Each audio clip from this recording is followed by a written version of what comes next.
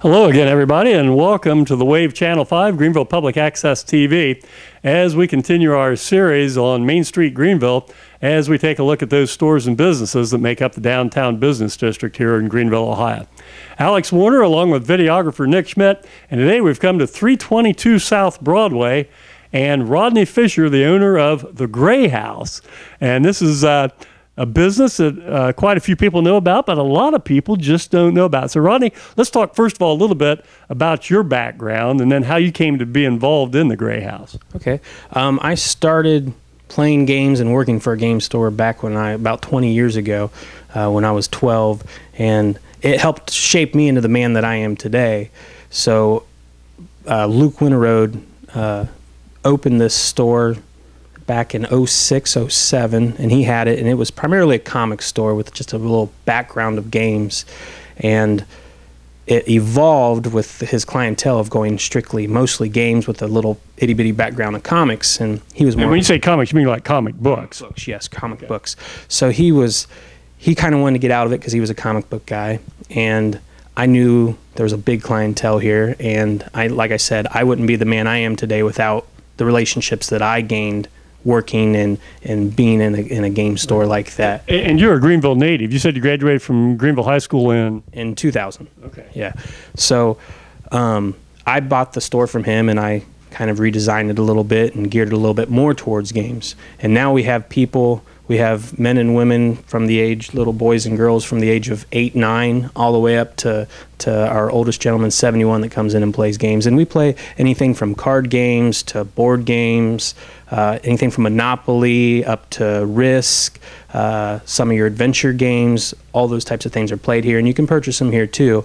We do a lot with the community. Different libraries come in, and we give them discounts to have stuff at their locations. Right. When you say location, now when you bought the business, it was here on Broadway, or was it over by the library? It moved here for about a month, 2 months, and then I bought it right after it moved here. Okay, because I know a lot of people may be more familiar with it, and the way the name the Gray House came about was the Gray House right there on the side street on 5th Street by the library on that little triangle, and that's kind of where it started, correct? Yeah, correct. Okay. That's where Luke had the business, and then he moved it up here to kind of get it away from his house, and then I kind of took over shortly after he moved it up on Broadway. Now I see you've got tables and everything, so people come up here, and we'll take a look at this later on, but people come up here and sit down and just play games then, right? It's not required that you buy anything in here. You can bring your own game in here. There's usually, when we're open, there's usually anywhere from 3 to 20, 25 people in here at a time just playing different games.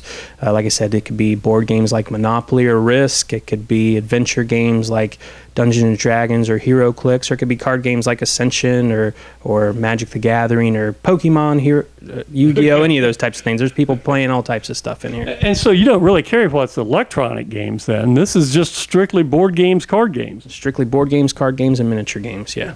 What are some of the more popular games? I mean, I know it's evolved a lot over the years because you mentioned Monopoly and Risk. I mean, you're not talking for little kids. You're talking like Chutes and Ladders and all that stuff? We can, Chutes and Ladders, we can get kind of the novelty type items like a Frozen Chutes and Ladders. We can get that type of thing in here. That's the type of thing that we special order for people when they come in if they ask for it. We carry more of your more popular games geared towards teenagers, young adults, that 13, 14 on up to 25, 26-year-old. But it's fun for everybody. I mean, like I said, we've got older gentlemen coming in playing that sits down right beside an 8-year-old, and they're playing the same game because let's face it doesn't matter how old you are, we all like to have fun. That's right. And that's what games do. They're kind of an escape from reality for half hour to 3 hours, and then when we're done we go back to reality, but we were having fun for that couple hours. Even it doesn't matter if you're 71 or if you're 30, you feel like a kid again. Okay. Hey, we're going to take a look, and Nick will get shots of all this stuff. My gosh, we got a beautiful display case here, and it's just full of cards? Yeah, just full of cards. This is probably our most popular seller. This is a card game called Magic the Gathering. This is a game, it says for ages 13 and up. We have kids 6, 7, 8-year-old that we're teaching to play. You buy booster packs like you do a pack of baseball cards. Okay. And you build a 60-card deck out of those cards. And you just play against an opponent. You each have your own deck. You play against each opponent. You start at 20 points, and you get them down to 0, and whoever gets down to 0 the other person wins first. So the 0 point loses. You have cards that are 2 pennies, and you have cards that can be $20,000. So it's a very popular game. If you go on CNN, a card just got sold the other day. A $400 card got sold for $16,000 because of what happened at a tournament with this specific one-of-a-kind card. Wow. And there's some money in it. It's collectible, but it's still loads of fun to play. Okay. And where do you get these from? I mean, what's your vendor source? Online, do a lot of ordering that way? You don't have sales reps or anybody coming around, do you? It's just like anything. I mean, you can go to Walmart and purchase these. Being a local game store that you can play, we would prefer you come in here and buy them because we're the exact same prices, if not lower than Walmart. No, but I mean, where do you get your material? Where do these come from? We have they come out of booster boxes, which is just a box of 36 packs. Every time a new set happens, it comes out about every 3 months, we open 6 to 36 boxes, and then we fill our cases with them so that we always have the new stuff coming in. But kids can come in if they come in here and buy a car or buy a pack of cards, or if they're at Walmart or if they're wherever, and they come in and they buy a pack of cards for $4 and they hit a $200 card, they can trade it in, and that one $4 pack turns into $200, and then you can get more cards or trade it in for board games. It's a good place to come and just start with a little and become really big. Okay. Well, we're going to come back in a little bit here with Rodney Fisher at the Gray House up here on 322 South Broadway. While I'm thinking about it, your store hours. We're open. We're kind of geared towards the younger generation, so we're open Wednesday, Thursday, Friday, and Saturday. We're closed Sunday, Monday, and Tuesday. Wednesday and Thursday we open up at 3 o'clock. We tentatively kind of close at 7. Sometimes we're here till 8, 9, 10 o'clock, and then Fridays and Saturdays we open up at 2, and we close when everybody's done playing. We've been here. We've been here on the weekends. We've been here till 3, 4 in the morning before. It's kind of not with the little kids. Not with the little kids. We stick to their curfews. So Now, do you have any form of advertising? Do you have a website or anything people can find out more about you right now, or not? Or is that something in the future? Facebook's our only advertising and word of mouth. We had a website, and we kind of took it off, and we actually had more people coming in after we took it off. Okay. Facebook's the way to go, right? Yep, Facebook's the way to go. We post if we have anything changing. We post if we have big sales. We go Facebook. So just like us on Facebook. It's Gray, spelled Gray, House Games. Okay.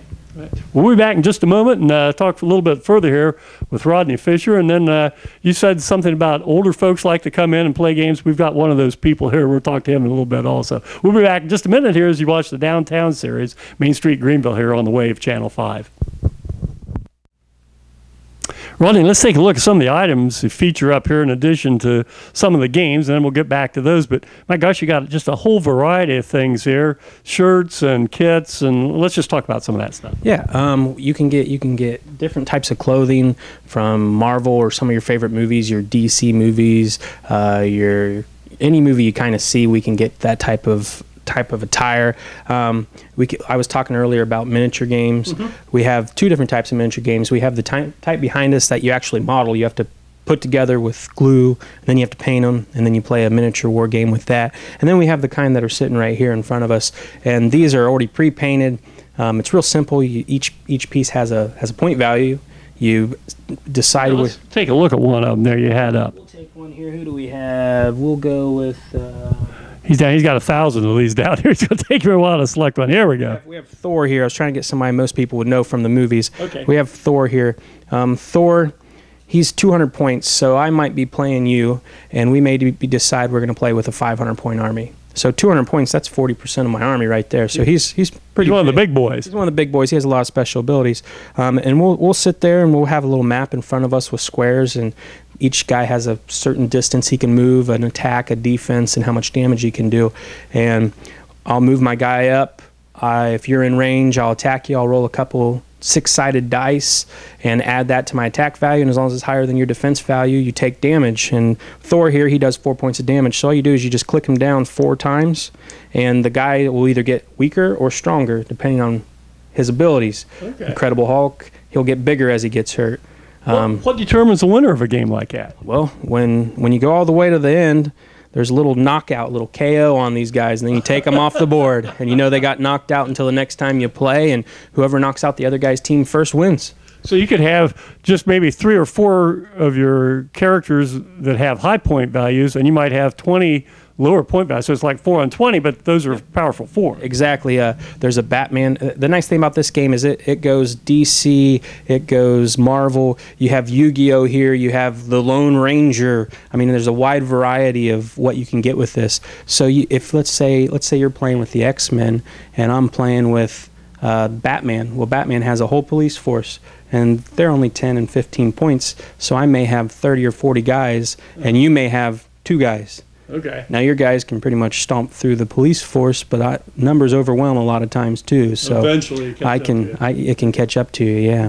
And then there's a randomization with the dice rolling, because that adds a little bit of randomization, so the police are a little tougher. Most of the board games then are on with die, or some of the games spinners or anything like that. There's spinners, there's dice, there's some of the board games have cards that you draw a card and it randomizes the game, things like that.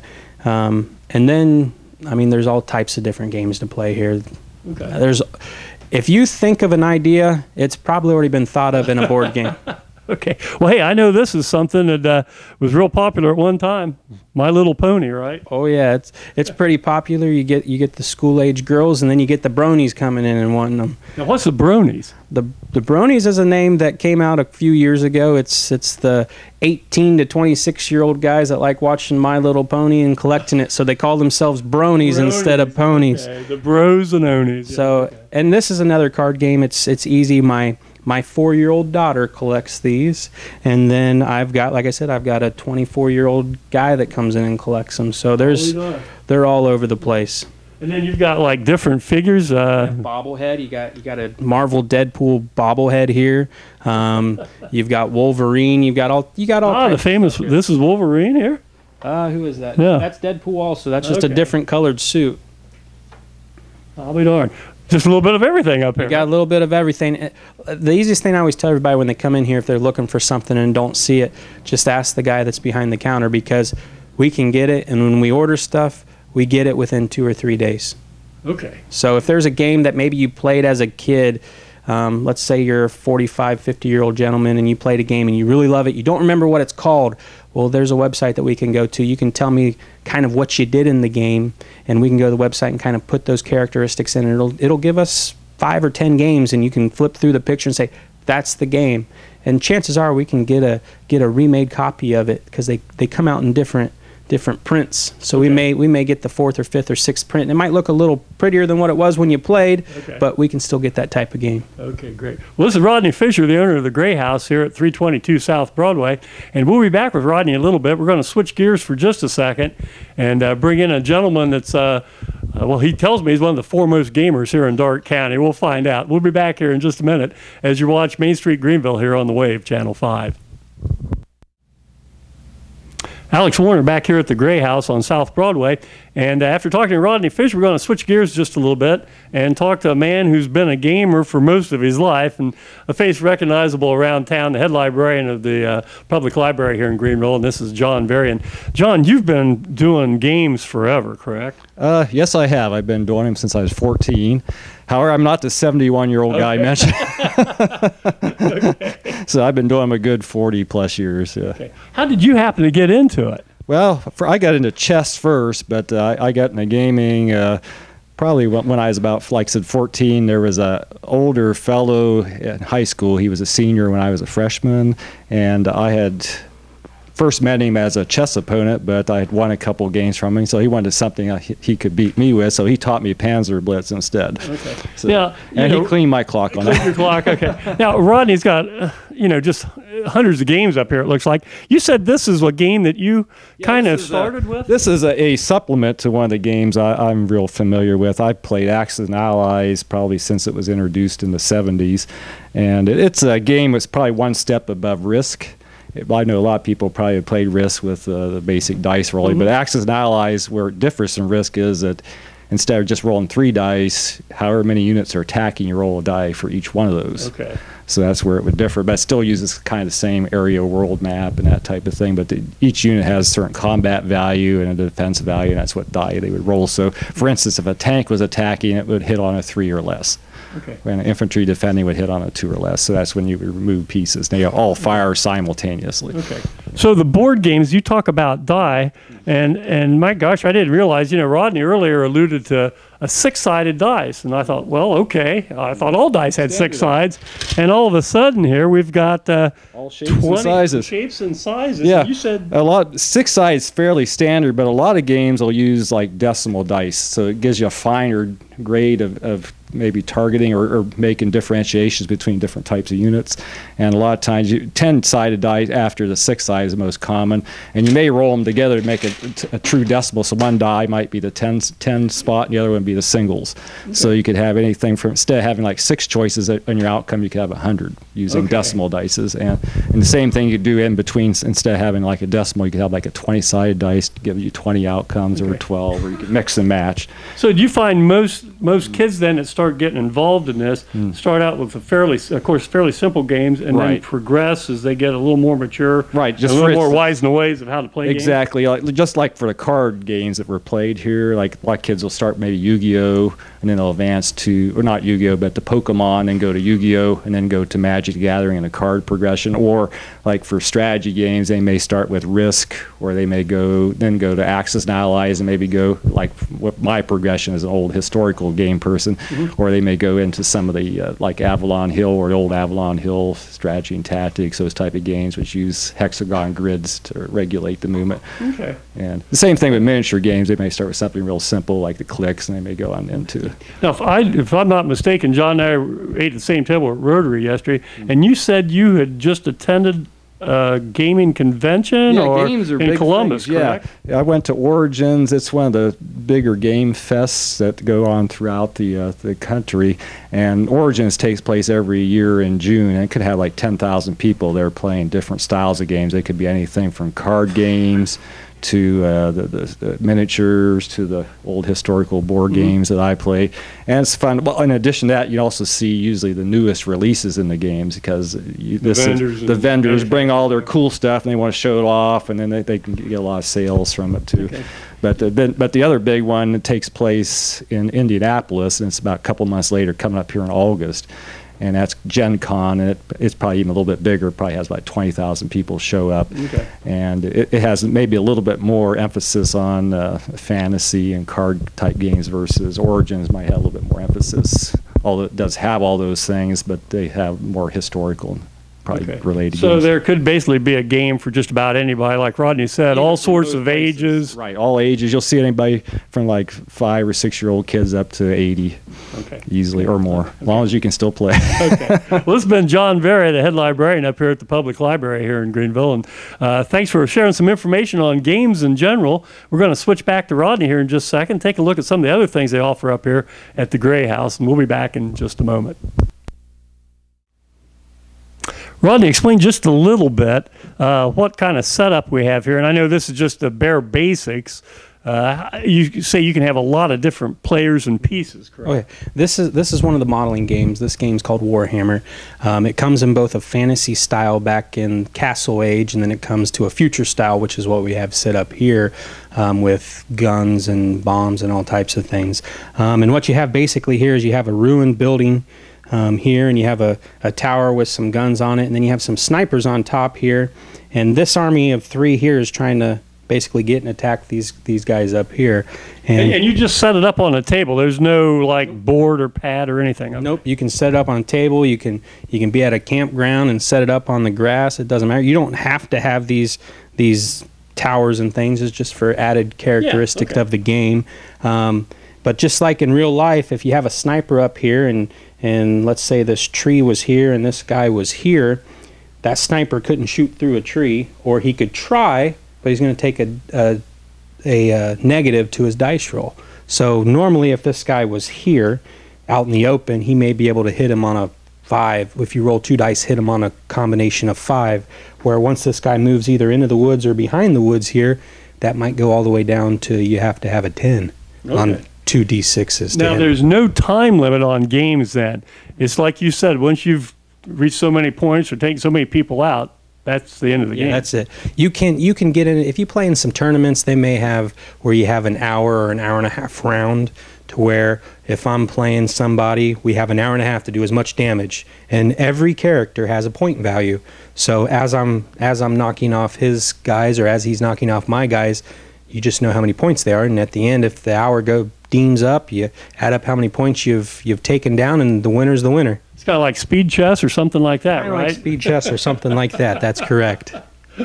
Okay. Well, when kids come up here, it takes a little while to get some of the stuff set up, but they could be here for hours at a time, right? Yeah. Oh yeah, we have some kids that'll walk up from the junior high, or walk up from St. Mary's School, or walk up from East School, the 3rd and 4th graders when they get out of school, and they may be here from out of school till their parents get off work at 7 or 8 o'clock. And I tell you what, gaming, they always talk about keeping your mind active, crossword puzzles and Sudoku and all things like this. But this really is something that can sharpen kids' minds up, because there's a lot goes into the thought process on this, right? Yeah, and it's actually kind of funny you bring that up, because poker got really popular about 5-6 years ago, and three of the last 7 champions of poker have actually accredited the card game that we alluded to earlier, the Magic the Gathering. They said they started out in that game and got their brain functioning better playing with cards and playing with games, and alluded to poker, where they won $2.5 million playing a game. Okay, I'm going to go Poker's a game just like all these games. I'm going to go ahead and go home after this and do my Wednesday crossword puzzle so I can get sharpened up. $2.5 million, is that what you said? I think it's yeah, I'm on my way. Hey, we'll come back a little bit and take a look at just a few other things here as we wrap things up, taking a look at the Gray House here on 322 South Broadway, and we'll be back in just a moment. The history of the Gray House, Rodney, you said kind of started with comic books and then it's moved more to the games, but still have some comic books. Correct. Yeah, the original owner of Gray House, it was a comic book store. It had 4 rooms of comics and 1 little small room of games. And as you can see, it's kind of evolved in the reverse, where the store is 90% games. And then we have our display case here of comics. We have mostly file comics now, and what that means is you may come in and say, I really want Green Hornet and I want to get every issue. So we'll start ordering you 1 issue of every Green Hornet, and then when it comes in every 3 or 4 weeks, you just come in and you pick up that. We kind of a subscription type of service, because you can't get a subscription like you can to a magazine to comic books. See, I didn't know that. I thought if you get a subscription, they just keep. You can't do that. Well, think of it. Comic books are pretty flimsy, so if you send them in the mail, they're going to rip pretty bad. And they have a pretty high collectability. Take this Batman comic, for instance, right here. This is a $100 comic right here. So would you really want the post office mailing a $100 comic where if the page bends a little bit, it's dead? Okay. And, you mentioned the Green Hornet, and some of you folks out there that brings back maybe some childhood comic book memories. Green Hornet, Spider-Man. I thought this one was pretty interesting. It's the Spider-Man. Explain this one just a little bit. I thought that was kind of interesting what you said about this. This is when Barack Obama won his first election. Before the election happened, they were going to announce the day after whoever got the presidency was going to be on the cover, and Barack Obama won, so he was on the cover. They actually printed two covers, and they didn't release them until they knew who the winner was, and they were only going to release the one winner, and then he makes a little cameo inside the comic. Okay. What's amazing about this cover is in better shape than the President Obama is right now. This hasn't aged, and he has. No gray hair. No gray hair. And then I say, we've got Superman down here and X-Force, and it just goes on and on. Transformers. Yeah, you got Transformers. I mean, a wide variety. And if you come in here looking for comics, honestly, you're not going to see a lot of new issues, because like I was saying, we do a lot of files, but we can get anything you want. I mean, if you're 30, 40, 50, 60, 80 years old and you loved Superman, I mean, there's 6 different titles of Superman, so it's pretty hard to have every copy of everything in store. Right. There are some stores that do that, but they have a lot more comic business than we do. We can get them. All you have to do is say, hey, can you start me a file up with Man of Steel? I'd like to get it every month, and we can start ordering it for you. Okay. So the comic books, you can get up here and do what you need to do. We'll kind of wrap things up here. These look like a couple high-priced games here. What do we have here, anyhow? These are fun games. This is called Star Wars X-Wing. This is called Star Wars Armada. This started with this game, and what this is this is a dog fight involving Star Wars fighters. You have your X-Wings, your Y-Wings, your TIE fighters. The amazing thing with this is the company Fantasy Flight did a load of research, and every piece is scaled perfectly. So your TIE fighter is the exact size a TIE fighter would be in real life, according to George Lucas or now Disney, compared to what the X-Wing. And everybody started complaining, there's no Star Destroyers, there's no Star Destroyers. Well, I talked with the designer of the game at one of the conventions that they alluded to earlier, and he said, you realize if we did a Star Destroyer, it'd be the size of a house. Oh. Do you know how hard that would be to carry? And I said, well, yeah, I guess I never thought of that. So then they came out with this game. In a nutshell, it's the same game, except for they have Star Destroyers. And then the X-Wings are the size of your pinky nail. Okay. or a little small. Yeah. You have three little X-Wings the size of your pinky nail, and then the Star Destroyer is about 6-7 inches long. And you're basically just in a dogfight, like you'd see two jets out in a war zone, and you're just fighting each other. Or in this case, you have the Star Destroyers and the X-Wings and things fighting each other. So you can pretend you're Luke going down into the Death Star. One of my favorite scenes too, dropping down. Exactly. Use the Force, Luke. Run. Right? Yeah, making the attack run. Okay. Well, this has been Rodney Fisher up here at the Gray House, and boy, it seems like just a little bit of something for everybody. And once again, 322 South Broadway. And your store hours that you're open then? Wednesday and Thursday we're open from 3 to 7. Friday and Saturday we're open up from 2 till the sign says 9, but it could be 2, 3 in the morning. Okay. Just when people get tired of playing. Okay. And if you folks have any interest at all in getting involved in this, just come in and take a look at all the stuff Rodney has up here, and make sure you pay a visit to the Gray House here on South Broadway. Thanks again, Rod. Appreciate it. John Berry. On behalf of Nick Schmidt, my videographer, I'm Alex Warner. Thanks once again for watching the Main Street Greenville series here on the Wave Channel 5. We'll be back with more episodes here in the future. Thanks for watching. We'll see you later. Good night, everybody. Good stuff.